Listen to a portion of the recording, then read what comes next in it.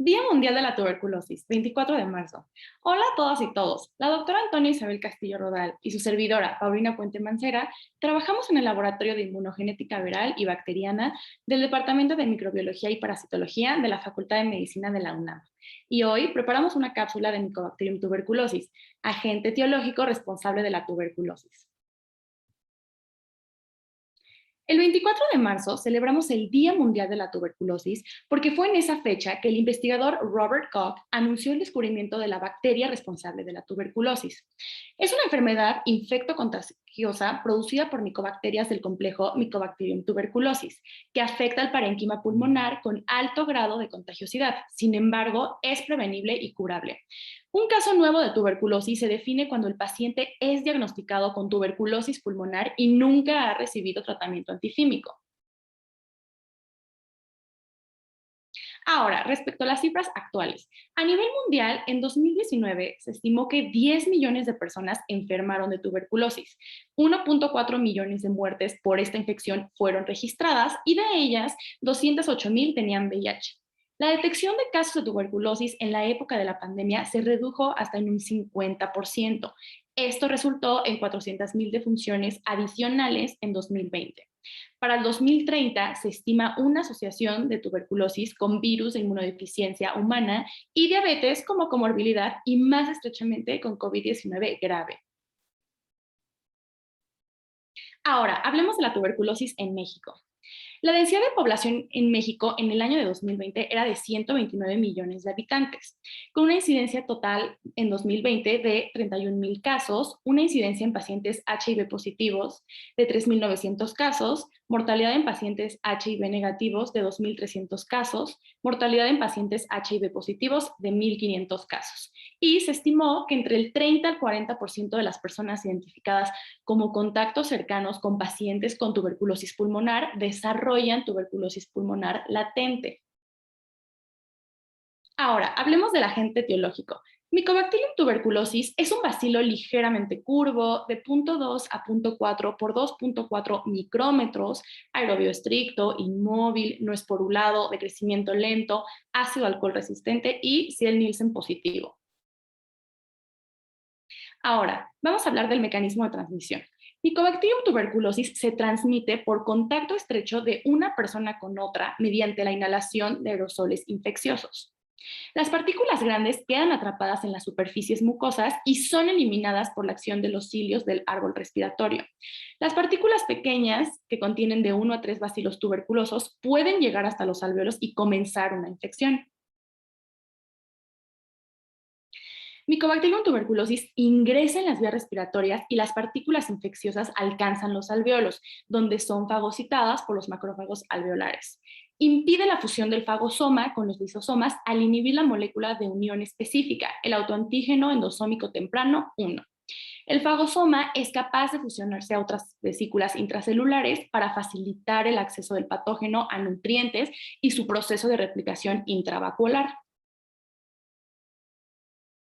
Los macrófagos secretan interleucina 12 y factor de necrosis tumoral alfa.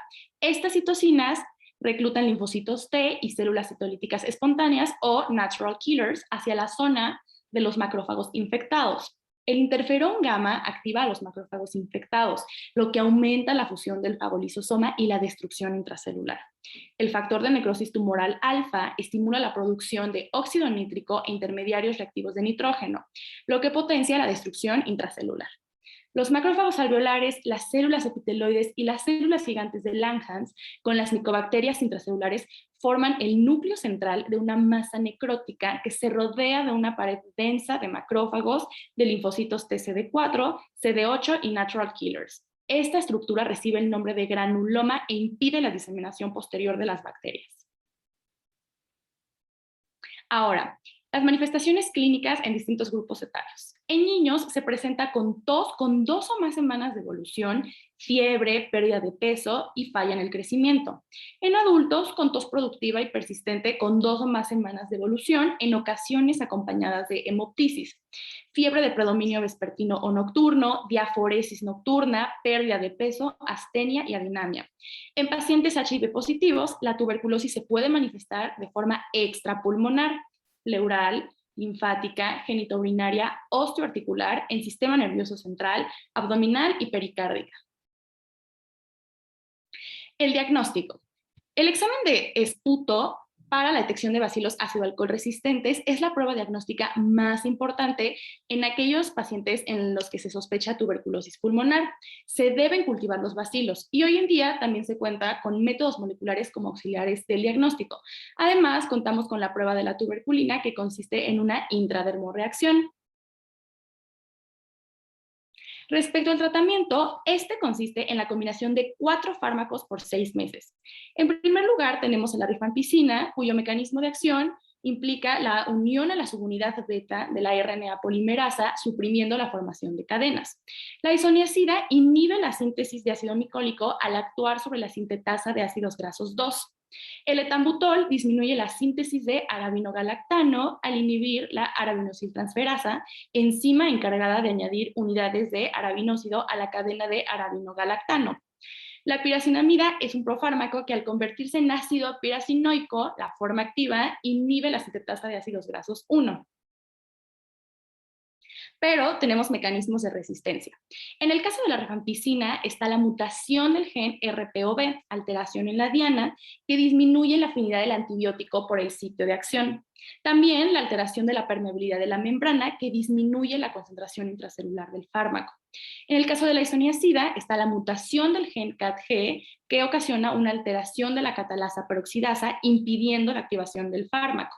El etambutol manifiesta una sobreexpresión de genes homólogos que resultan en la producción de proteínas con actividad arabinosiltransferasa. Y por último, en la penacinamida se observa una producción de grupos amonio que ocasiona la alcalinización del fagolisosoma e inactivación del fármaco, además de una mutación en el gen PNCA que ocasiona la producción de piracinimidasa. Respecto a la prevención, la aplicación de la vacuna BCG previa a la adquisición de la infección prepara al sistema inmune para evitar el riesgo de progresión a partir de una forma subclínica y de una forma latente a una diseminada. Se debe aplicar al nacer o dentro de las primeras semanas de vida. Muchísimas gracias.